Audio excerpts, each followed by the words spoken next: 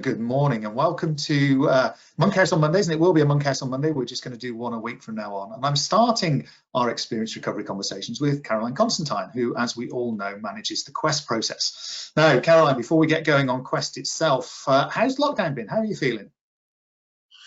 Lockdown. If it wasn't for the stress of the leisure industry and us not knowing the future, I'd have actually quite enjoyed it. I've done an awful lot of fitness. I've had quality time with my family. The weather's been nice. I've sorted my lawn out. So I've had some absolutely lovely times. But obviously, like so many of us, there's been mental health issues in that the stress is horrendous, isn't it? And it has been for so many people. So whilst physically feeling fitter, mentally probably feeling a little bit jaded, to say the least.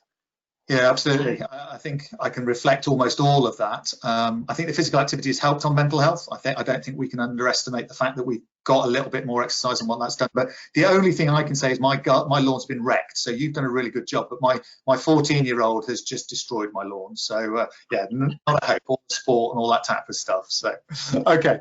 So what we wanted to talk about was Quest. I sat in on one of your presentations last week around the new Quest standards. So I really wanted to get under the skin of what's happening and why it's happening. So tell me, why have you reviewed the Quest standards? Okay, well, I mean, the basic reason is that we understand that there isn't a leisure centre or a swimming pool or leisure pool or a theatre in the country that's in the same place where it was in January. And we'd obviously cancelled all Quest assessments from March until September. The industry would not have wanted a single Quest assessment. And we thought long and hard about whether or not people would want the same assessment again when they reopened. Yeah. And obviously the decision is that people aren't going to want to show us their condition surveys. They're not going to want to show us their PPM schedules, and they're not going to want to show us their training development plans or their business plans for the next 5 years. And we thought that there would be an awful lot of local authorities and organisations that would rather we had a much more operational day that would potentially go in and say, yep, you are COVID secure, you're doing a great job, your staff are confident, your customers are confident, your building's beautifully, spotlessly clean, you've got great regimes in place. And people would benefit far more from that than they would anything else. And also that centres will be able to share with their stakeholders and clients that they're doing a good job in the circumstances that they've got. Absolutely. Yeah, and that's really useful. But in my head, I've got, because obviously we're running the MBS contract with you as well, and in my head, we should be renewing a contract at the moment, shouldn't we? So has the Sporting extended this? Yeah, so basically the contract was due for, it was going to be released for tender in April, and obviously that couldn't happen right in the middle of lockdown. So Sporting asked us if we will extend the contract for 1 year, which takes us to the end of October 2021. So this year will be about recovery and ensuring that businesses are fit for operation. And then obviously I would imagine that Sporting England will want a completely different product in the next year. But who knows what anything's going to be like? It's not an easy one. No, absolutely. So I guess from my point of view, the words fit for purpose come to mind here. Is actually it's around reflecting where we currently are, but also maintaining those great standards and that great understanding that those who have taken part in Quest have really understood. And when I listened to those presentations, I think I heard stuff that would attract new people to the process as well, because it helps the challenges that they're currently facing. So talk to me about these new services that you're offering. What are the different levels now that people can get engaged? So basically we've got two different types of Quest. We've got the old Quest, which was Quest Entry and Quest Plus, which for those who are already in the scheme, they can redo that one if they want to again. There are some organisations where their facilities are up and running. So for example, the Channel Islands aren't social distancing anymore. They might not find any benefit from Quest Prime. But then again, they might decide that they do want to double check that they're doing a good job. So that people can still choose to do the old Quest. Now, new Quest, we called Quest Prime. If Mr. Amazon can make loads of money on it, then maybe we can get loads of people back in the scheme. But no, the reason we called it Prime was we just want to be making sure that people are primed back in. It was more a paint than an Amazon, I think. So Prime is a one-day assessment, and the modules are pretty much based around being COVID secure. Right. So we've got cleaning and hygiene rather than cleaning and housekeeping. We've got managing the team, so making sure they know what they're doing in the situations. We've got customer journey, about making sure that people can get into and around the building safely and their perceptions of that. So the modules are much more operational. One on operational management, so that's about making sure that they're looking after maintaining the equipment, making sure the equipment is cleaned. And then we've got programming. Obviously that was in day 2. We've moved that into day 1 because obviously this is absolutely critical now about what they're doing about the capacities in the rooms and what they're using and the ventilator, whether they can provide the services. And we are also doing customer outcomes. Right. So we're doing whether or not community engagement, we've called it, and that's about getting people back in. So how are they talking to people? How are they talking to clubs? How are they talking to the NHS? How are they talking to their local doctor surgeries? How are they promoting that they can provide services that can help reduce people's likelihood of getting COVID in the future? So that's the module. And then the only other module which hasn't changed is the compliance declaration.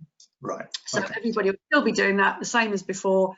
However, we will be looking at COVID risk assessments on top of that. So it is an operational day.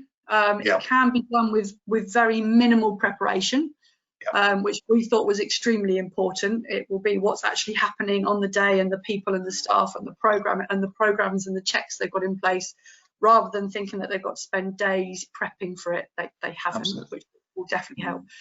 And we'll be talking to customers and staff which staff they've got in, so it can be done with a lot less resources than the old one was. Yeah, I think that's really interesting, because actually it sounds like there shouldn't be any prep at all. It should almost be a reflection of what you are and should be doing in order to be COVID compliant and operating. Yeah. I mean, I think the most prep they will have to do is making sure that their health and safety documentation is in place. Which is quite difficult considering that most buildings have been shut for 4 or 5 months. They are going to have to make sure that those checks are there and they have happened and they can find the paperwork. But other than that, it's pretty much them showing us around, talking to us, and we're not planning on being on site for hours. So the assessors will be social distancing. They will be making sure that everything's okay, and where they can, they'll ask for information up front. So if stuff through, then it means that those things can be checked off prior to them going, which will help reduce the amount of time we are potentially in their centres. So. Okay. And does Quest Prime come with a mystery visit, Caroline? I was just going to mention that actually. Quest Prime comes with a mystery visit. The mystery visit questions have changed from the old mystery visit because obviously poor old mystery visitors aren't going to be able to dawdle. They're not going to be able to stand around and chat and listen and sit in cafes and go in the changing rooms with their clipboard making their notes. That's not going to happen. So the mystery visitors are going to pretty much do an awful lot beforehand. So telephone calls, web inquiries, all that sort of stuff. Then go and do their activity as any other customer would. They're not going to try and bend the rules or anything like that because they know there's going to be one-way systems, etc. So the questions have changed to facilitate that the mystery visit will be different. And then obviously calls afterwards. So it will be different. Okay. And then something just that very quickly, David, on top of that, we've got Quest Prime, which is the one day. If somebody wants to do Quest Prime Plus, it means that they can do day 2 and they can pick the modules that they would have wanted to do as extras. So if their UK Active Code of Practice is running out, or their Swim England Learn to Swim accreditation is running out, or any of those accreditations, they're in their IFI, they can do that on day 2 if they want to. Right. Okay. And that makes a lot of sense because people won't want to let go of those accreditations as well. So being able to build that together with a practical operational Are We COVID Safe program, I think is really strong option for people. That's brilliant. Okay. I just want to go back to the mystery visits, because one of the things we haven't managed to achieve in our sector, and some of us have been working on this, is something around customer confidence. How confident are people about it? Are we picking up any of that type of stuff as part of Quest Prime?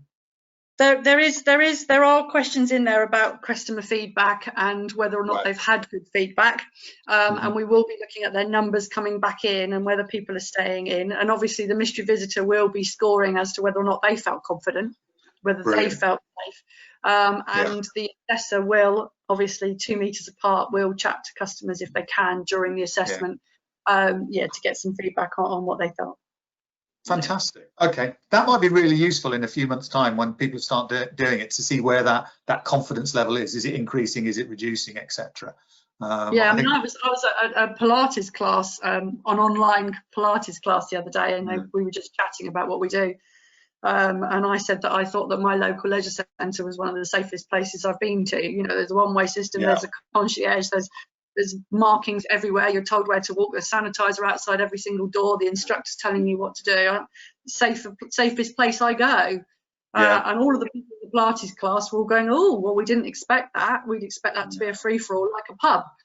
And how leisure centres are getting that message out to their local communities is a key part of community engagement in the Quest process. It's hugely absolutely important. Okay, well, it certainly whetted my appetite when I started listening into your presentation last week. So if people are interested, if they've never engaged with Quest before, where can they go? Where can they get some information? Okay. They can go on the Quest website where all the modules are and the information on it. So they can either go on the Quest website, which is questmbs.org, or they can ring our Quest office, which is the number is on the website, or they can email us on info@questmbs.org. So they can get through loads of different means. We're really pleased of the take up so far. Nothing like what we normally would have had, but we understand that. We understand there's still an awful lot of leisure centres that are still shut, and potentially might not reopen. So we understand that, but we're really chuffed with the take up so far. It's been really positive. Oh, that's really good news. I'm really pleased people have bought into it. I've certainly talked to a couple of organisations that were saying, look, should we do this, should we not? And it was absolutely a recommendation that yes, you should, because this is about proving your customer. And I know we had a conversation right at the very end of your presentation around something to inform customers about the fact they've gone through this. Did you get to any conclusions around that?